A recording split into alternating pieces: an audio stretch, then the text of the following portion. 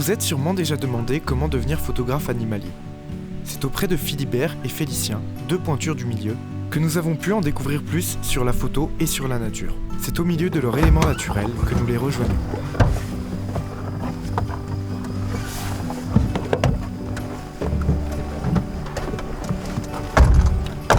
Là, vous me suivez?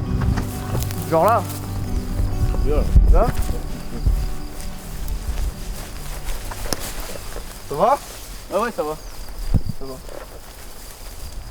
Alors nous, c'est Philibert et Félicien.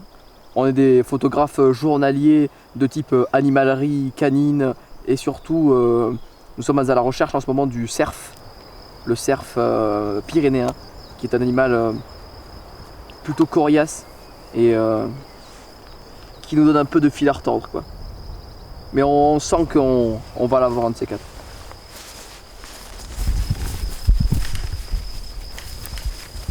Un cerf pyrénéen, c'est pour ainsi dire une sorte de gros chat à qui on aurait mis des sortes d'antennes faites de bois, un peu à la manière d'une fourmi. Le cerf pyrénéen, c'est quand même un animal particulier, donc tout d'abord on essaie d'être assez discret quand on se déplace. Merde, le cache. On essaie de Tu vois quelque chose ou pas? de prendre des pincettes dans tout ce que l'on fait, tout ce que l'on dit. Je crois que c'est une branche. Une branche? En fait, nous courons dans la forêt et dans les plaines, mais de manière très discrète, toujours sans le moindre bruit.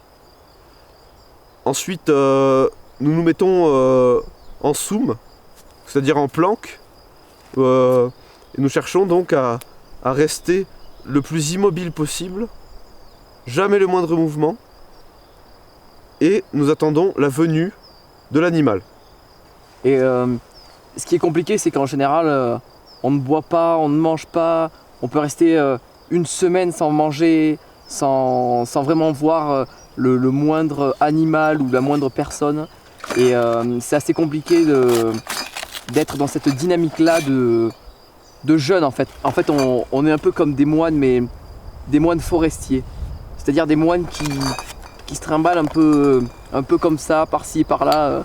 En fait, on a une façon donc d'explorer ces chakras intérieurs qui consiste à imiter le bruit de l'animal en question. Donc on se met en planque, comme je disais tout à l'heure, et nous soufflons, nous faisons des petits bruitages qui correspondent à l'animal en question.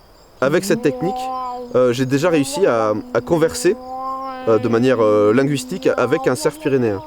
C'était très impressionnant, je tiens à le dire. Moi, j'avais les yeux ébahis. En fait, on a un rôle très duopartite, c'est-à-dire que l'on mélange les responsabilités. C'est-à-dire que nous avons chacun notre appareil photo, bien sûr.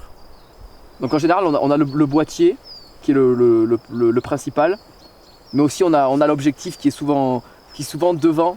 Qui plus est, on a quelques techniques photographiques qui sont propres à nous. Oh putain, il y en a une! Oh putain, oui! En position!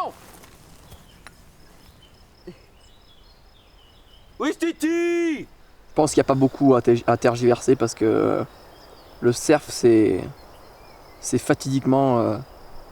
C'est cornu, c'est très cornu. C'est très C'est cornu. très cornu et c'est un animal très rupestre finalement. Et je pense que dans la vie qu'on mène de nos jours, on a besoin de retrouver du rupestre. D'ailleurs, mon fils s'appelle Rupestre et ma toute petite fille se prénomme Unga Bunga. Oh, le surf! Oh!